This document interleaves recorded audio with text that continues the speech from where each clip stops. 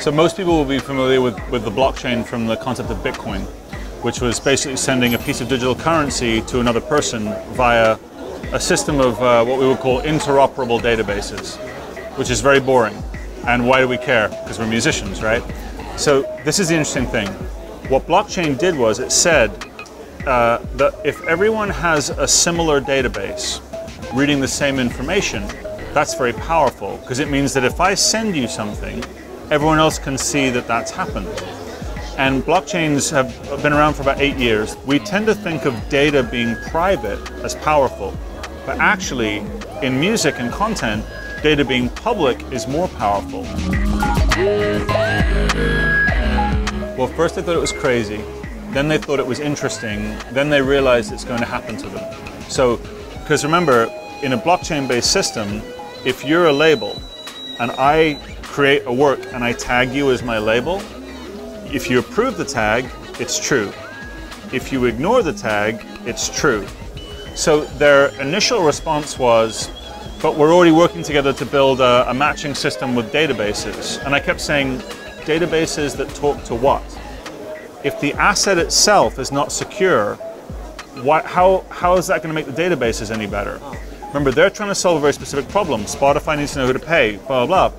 But that's all pushing the rights away from the artist. If I have to have a PRO or I have to have a label with someone else in order to transact, how does that future-proof?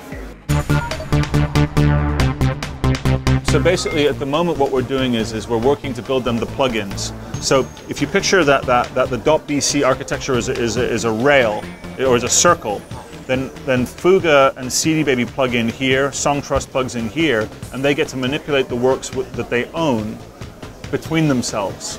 So we're facilitating them working together on an interoperable framework. Versus today, where Songtrust has to tell Fuga and everybody else through emails and faxes and you name it, this is the current state of truth. So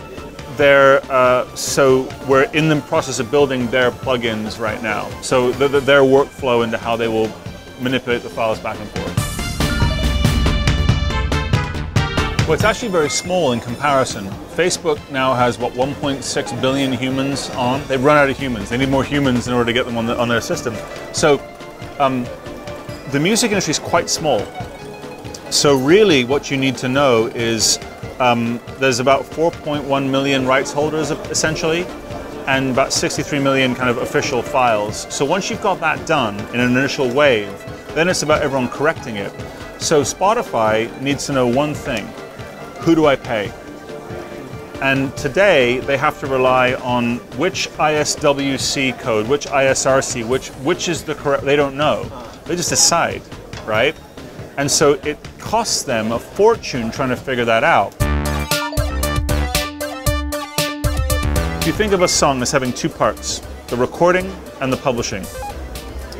If I said to you, here's my song, trade with me, right? And you said, great, I'll give you $1,000. And I said, okay, I can give you this half. For this half, you have to go to these 17 people and get their permission, then you can use the song. You'd think I was crazy.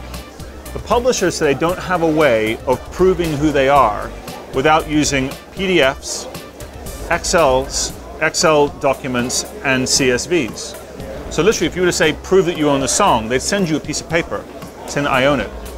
Why can't they say, that's my asset? So by creating a parity with the recording side and the publishing side, you're actually giving the publishers the ability to enshrine their rights into the asset, which means that if I'm a VR company and I want to license your song, I ping a message to the song and the publisher can say yes from the song, and the synchronization happens by machine. So it's much, much faster than the way that they have now. But what it really does is say, we have the same power as the recording within the song. And that's how they will scale their businesses up to multi-billion-dollar industries, because they will control permission to use the song and obligation in the same bundle. Whereas today, they have to find out where it's being used and then say, oh, that's ours. Prove that it's yours, here's my PDF. Like, that's how slow this has become. So by harmonizing those things into one unit, the ISWC, which is the publisher code, and the ISRC have equal weight and can be done at the same time. You're actually not.